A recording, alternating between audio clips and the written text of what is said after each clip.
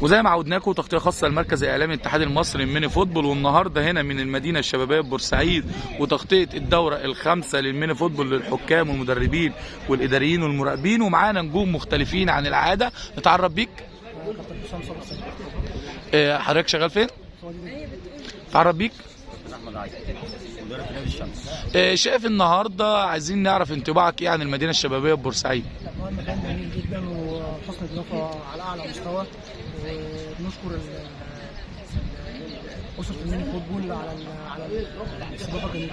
شايف النهارده من خلالك حضورك للدوره الحكام النهارده، يمكن عايز نعرف ايه استفادتك من الحكام والقاده اللي كانوا المحاضرين الدوليين اللي بيناقشوا خلال المحاضرات، استفدت منهم ازاي؟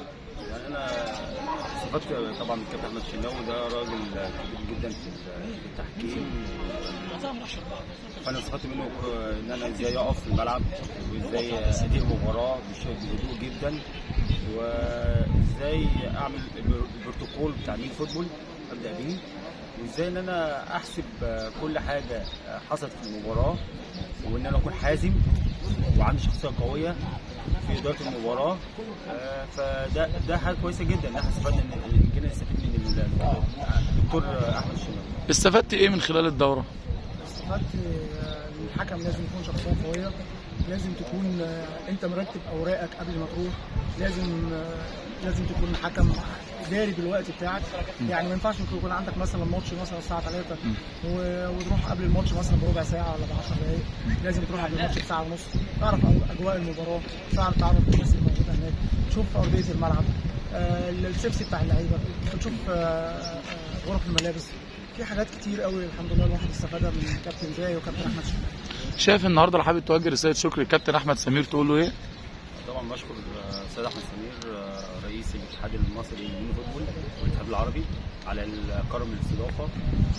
ما شاء الله دوره ناجحه بكل ما فيها، حاجه بتجمعنا، دوره جميله جدا الكابتن احمد سمير نظمها. احنا نفتخر ان احنا عندنا واحد زي كابتن احمد سمير، الدكتور احمد سمير، نفتخر بيه في اي مكان، والدوره ناجحه بكل مقاييس. لو توجه رساله شكر النهارده للكابتن احمد سمير رئيس الاتحاد المصري والعربي للميني فوتبول تقول له ايه؟ اشكره كل شكر وكل امتنان وكل تحيه وتقدير ليه. شخصيه محترمه جدا، حابب اللعبه جدا، ونقف عند حته حابب اللعبه جدا دي، ان اللعبه دي مش هتقف عند المستوى ده، اللعبه دي هتبقى في مكان تاني افضل بكتير من اجتماعه مع الحكام. هو عنده تصور ما شاء الله حاجه محترمه، اللعبه دي في خلال سنتين ثلاثه اللي جايين دي هتبقى في مكان تاني. سعيد بلقائي معاكم، نتمنى لكم التوفيق وانتصرونا، وتغطيه خاصه للمركز الاعلامي للاتحاد المصري للميني فوتبول.